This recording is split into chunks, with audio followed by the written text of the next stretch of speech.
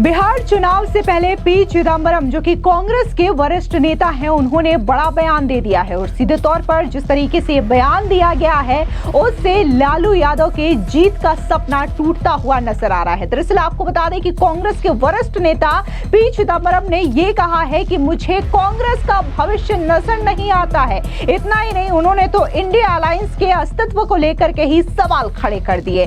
दरअसल पी चिदम्बरम ने यह भी कहा है कि इंडिया अलायंस बिखरता हुआ नजर आ रहा है। अब जिस तरीके से पी चिदम्बरम का यह बयान सामने आया है, उसके बाद से ही राजनीति में भूचाल आ गया है। जहां तमाम कांग्रेस के नेता इस पर सफाई देते हुए फिर रहे हैं, तो वहीं दूसरी ओर बीजेपी इस पर कटाक्ष कर रही है। दरअसल आपको बता दें कि जो बीजेपी के नेता हैं प्रदीप भंडारी, उन्होंने तो साफ तौर से यह कह दिया कि अब तो राहुल गांधी के करीबी नेता पी चिदम्बरम ही ये मानने लगे हैं कि कांग्रेस का कोई भविष्य नहीं है। तो वहीं दूसरी ओर कांग्रेस जो है इस बात को लेकर के सफाई पेश कर रही है और ये कह रही है कि पी चिदम्बरम का कहने का ये मतलब नहीं है। दरअसल आपको बता दें कि एक प्रोग्राम में बोलते हुए कांग्रेस के वरिष्ठ नेता पी चिदम्बरम ने कहा कि जैसा सभी को लगता है कि इंडिया अलायंस में तालमेल बना हुआ है, लेकिन मुझे ऐसा देखने से नहीं लगता। मुझे लगता है कि इंडिया अलायंस बिखरने की कगार पर है। इसी के साथ ही उन्होंने कांग्रेस के भविष्य को लेकर के सवाल खड़ा किया और कहा कि कांग्रेस का भविष्य उज्जवल नहीं है। सुनिए क्या कुछ कांग्रेस के नेता ने कहा। The future is not so bright as Mr. Mrityunjay Singh Yadav said. He seemed to feel that the India alliance is still intact. I'm not sure. It's only Salman can answer because he was part of the negotiating team for the India alliance. If the India alliance is totally intact, I'm very, very happy. But it is, it shows it's at the seams, it's frayed. It can be put together. There is still time. There are still events which will unfold, which can be. But the underlying premise of Mr. Yadav's argument is correct. If you want to take on the formidable BJP machinery, in my experience and my reading of history, there has been no political party which is so formidably organized as the BJP. In every department, it's formidable. It's not another political party. It's a machine behind which it's a machine, and the two machines control all the machinery of India. From the Election Commission of India to the lowest police station in India, they are able to control and or sometimes capture these institutions. It's a formidable machinery. Formidable machinery as much as can be allowed in a democracy, and comparable to one state party where the ruling party is formidable machinery. I'm not saying we are a one state party, so don't misunderstand me. We are still an electoral democracy. We are not a full-fledged democracy, no more. We are an electoral democracy, and the best result of the 2024 elections is that nobody can undermine elections in India.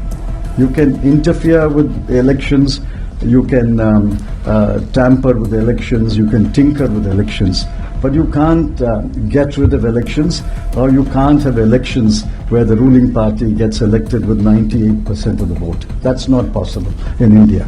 2024 has sealed that proposition. I'm very happy.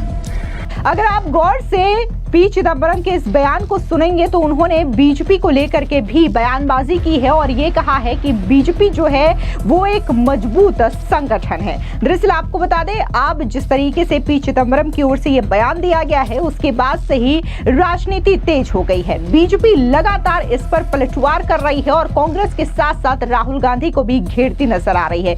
इस बीच दिल्ली सरकार में मंत्री मच्छिंदर सिंह सिरसा ने ये कहा है कि कांग्रेस नेता पी चिदम्बरम ने जिस तरीके से बयान दिया है वो कहीं ना कहीं स्पष्ट है। इंडिया अलायंस का भविष्य क्या होगा? लुटेरों की कंपनी थी जिसमें अलग अलग तरीके के लुटेरे इकट्ठे हुए, अब वो अलग अलग होने लगे हैं चूंकि लूट खसोट नहीं हो पाई, इसलिए अब ये गठबंधन टूट रहा है। सुनिए मंत्री मजिंदर सिंह सिरसा का ये बयान। इंडिया ब्लॉक का क्या भविष्य होगा?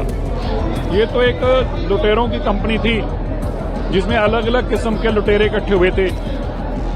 अब वो सारे लुटेरे अलग अलग खिलरने लगे जब कुछ खास खाने पीने को नहीं मिला। तो बिना सरकार के तो ये ब्लॉक टिक नहीं सकता था।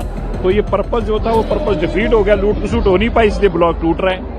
इसके अलावा बीजेपी के प्रवक्ता गौरव भाटिया ने भी कांग्रेस पार्टी पर जोरदार हमला बोलते हुए कहा कि हाँ, एक ठग बंधन है जो भारत विरोधी मानसिकता की प्रयोगशाला में तैयार हुआ था। इसकी हालत शुरू से ही ऐसी थी कि इसे वेंटिलेटर पर रखना पड़ा और अब खुद कांग्रेस पार्टी के वरिष्ठ नेता चिदम्बरम ने इसे मृत घोषित कर दिया है। सुनिए बीजेपी के नेता गौरव भाटिया का ये बयान। देखिए, पी चिदम्बरम जी ने जो कहा है उसको समझने की आवश्यकता है। ये जो गठबंधन था ये था ठगबंधन, महाठगबंधन, और भारत विरोधी अस्पताल में ये बना था। इसका स्वास्थ्य और मानसिक संतुलन ये था कि इसको वेंटिलेटर पे लाया गया और अब कांग्रेस पार्टी के वरिष्ठ नेता पी चिदम्बरम जी स्वयं इसको मृत घोषित कर रहे हैं, ताबूत तैयार करके बैठे। और ये इसलिए है क्योंकि इंडिया अलायंस का केवल एक लक्ष्य था। वो लक्ष्य था श्री नरेंद्र मोदी जी को गाली देना, अपशब्द कहना, भारत को कमजोर करना और छल से, भारत विरोधी गतिविधियों से किसी तरह से सत्ता को पा लेना। लेकिन भारत की जनता बहुत ही परिपक्व है। उन्होंने अपने मत का प्रयोग किया और इस महाठगबंधन को उसकी असली जगह दिखाई थी। और अब पी चिदम्बरम जी भी कह रहे हैं कि ये जो इंडिया अलायंस, महाठगबंधन, घमंडिया, ये मृत है। वहीं दूसरी ओर शिंदे गुट की शिवसेना की नेता शाइना एनसी का बयान भी सामने आया। उन्होंने कहा कि शायद ये पहली बार है कि जब पी चिदम्बरम बिल्कुल सही कह रहे हैं कि बीजेपी एक बहुत बड़ी ताकत है और इंडी गठबंधन में कुछ भी नहीं बचा है। सुनिए शिवसेना की नेता शाइना एनसी क्या कुछ कह रही हैं। शायद पहली बार पी चिदम्बरम जी ने सही कहा है, क्योंकि इंडिया अलायंस का बचा क्या है। जिस ढंग से उनके विवाद होते हैं, कोई सोच नहीं, कोई विजन प्लान नहीं, और बार बार एक दूसरे को टोकना। जब पूरा देश खड़ा है आदरणीय प्रधानमंत्री के साथ, ऑपरेशन सिंदूर हो या पहलगाम के टेरर अटैक्स को लेके to dismiss all the terror activities in Pakistan, वहां कांग्रेस और उनके इतने सारे घटक दल एकजुट खड़े नहीं। तो पी चिदम्बरम जी बिल्कुल सही बोल रहे हैं, क्योंकि आते हुए दिन में कुछ बचेगा ही नहीं विपक्ष का। अब बात अगर हम कांग्रेस पार्टी की करें तो कांग्रेस पार्टी लगातार पी चिदम्बरम के इस बयान पर पर्दा डालने की कोशिश कर रही है और ये कहने की कोशिश कर रही है कि पी चिदम्बरम ने जो बयान दिया है ये उनका व्यक्तिगत बयान हो सकता है, लेकिन पी चिदम्बरम के कहने का कुछ और ही मतलब था। दरअसल आपको बता दें कि कांग्रेस नेता संदीप दीक्षित ने कहा कि ये उनका मानना हो सकता है। मैं बस एक बात कहूंगा कि इंडिया अलायंस राष्ट्रीय मुद्दों पर बना है। जब चुनाव आयोग पर वोटर लिस्ट का मुद्दा आता है, आर्थिक नीति, बेरोजगारी, जाति जनगणना, ऑपरेशन सिंदूर में सरकार का समर्थन करने की बात होती है तो पूरा इंडिया अलायंस एक साथ खड़ा होता है। सुनिए कांग्रेस नेता संदीप दीक्षित क्या कुछ कह रहे हैं। नहीं, ठीक है, वो उनका मन हो सकता है भाई, वो जाने। और उनका तो डीएमके के साथ हमारा अलायंस है, इंडिया ब्लॉक, जहां तक उनके राज्य की बात है, डीएमके और कांग्रेस के संबंध का है, तो उसकी बात वो करें। देखो, ये बात बार बार लोग कहते हैं कि क्या इंडिया ब्लॉक अभी है कि नहीं। मैं तो एक ही बात से आपको जवाब देना चाहता हूँ। इंडिया ब्लॉक राष्ट्रीय मुद्दों के लिए बना था। आप देख लीजिए पिछले चुनाव के बाद, एक तो पिछले चुनाव में इंडिया ब्लॉक ने अच्छा किया, आप राष्ट्रीय मुद्दे देख लीजिए। इलेक्शन कमीशन का मुद्दा आता है, वोटर लिस्ट का मुद्दा आता है, ईवीएम का मुद्दा आता है, पूरा इंडिया ब्लॉक एक साथ खड़ा है। आर्थिक नीतियों की बात आती है, बेरोजगारी की बात आती है, पूरा इंडिया ब्लॉक एक साथ खड़ा है। कास्ट सेंसस की, सामाजिक न्याय की बात आती है, पूरा इंडिया एक ब्लॉक खड़ा है। सरकार को ऑपरेशन सिंदूर में पूरी तरीके से समर्थन देने की बात आती है, पूरा इंडिया ब्लॉक एक साइड खड़ा है। जो ट्रंप के हस्तक्षेप की बात आती है, ये पूछना है कि क्या पाकिस्तान अब अमेरिका हस्तक्षेप करेगा हमारी विदेश नीति में, पूरा ऑपरेशन एक साथ खड़ा है। तो राष्ट्रीय मुद्दों के जितने भी नीतिगत मामले हैं उसमें तो पूरा इंडिया अलायंस एक साथ खड़ा है। तो दरार कहाँ है, कमजोरी कहाँ है? हाँ, आप ये कह सकते हैं कि चुनाव लड़ने में उसके संगठन में हम उतने सक्षम नहीं हैं, वो हम मान रहे हैं। बहुत दिनों से हम लोग कह रहे हैं कि कांग्रेस में या हमारे समर्थन दलों में शायद उस तरीके से संगठन की, साधनों की और सरकार के दुरुपयोग की हमारे पास उतनी क्षमता नहीं है जितनी बीजेपी और उसके सहयोगी दलों की है। उसमें हम कोशिश करेंगे और उसमें चिदम्बरम जी को भी बताना चाहिए किस तरीके से इंडिया ब्लॉक जो है संगठन को और मजबूत करे। वो भी, उन्होंने भी गोवा एक बार देखा हुआ है संगठन के रूप में, तो अपनी जो दक्षता है, अपनी जो समझ है वो लाएं और स्ट्रेंथन करें। इसके अलावा बात अगर हम कांग्रेस के नेता सुरेंद्र राजपूत की करें तो उन्होंने साफ तौर से यह कह दिया कि पी चिदम्बरम ने जो बयान दिया है वो कहना कुछ और चाहते थे। दरअसल वो ये कह रहे थे कि इंडिया अलायंस में जो बातचीत का दौर खत्म हो गया है, तो ऐसे में बातचीत का दौर शुरू करना चाहिए। सुनिए कांग्रेस के ही नेता सुरेंद्र राजपूत का ये बयान। इंडिया गठबंधन पूरी तरीके से बरकरार है। इंडिया गठबंधन तमिलनाडु में, केरल में, बिहार में, उत्तर प्रदेश में, तमिलनाडु जम्मू कश्मीर में, झारखंड में, तमाम जगहों पर सरकार बनाए हुए तमाम जो है मुख्य विपक्षी दल की भूमिका में है। इंडिया गठबंधन पूरी तरीके से एक है, नेक है। और जो चिदम्बरम साहब की चिंता है उसकी कंटिन्यूटी की कि वो लगातार लाइव रहे, लगातार संवाद स्थापित रहे, लगातार बातचीत होती रहे, वो चिदम्बरम साहब का मतलब था।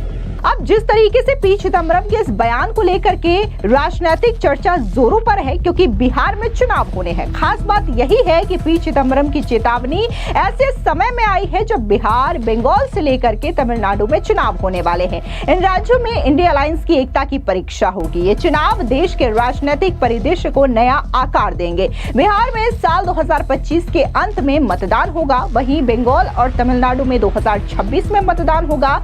और बात अगर हम उत्तर प्रदेश की करें तो उत्तर प्रदेश में 2027 में विधानसभा के चुनाव होने हैं। इससे पहले बात अगर हम 2024 के लोकसभा चुनावों की करें तो यहां पर भी इंडिया अलायंस एक साथ नजर आ रही थी और ये दावा कर रही थी कि इस बार वो बीजेपी को सत्ता से उखाड़ फेंकेगी।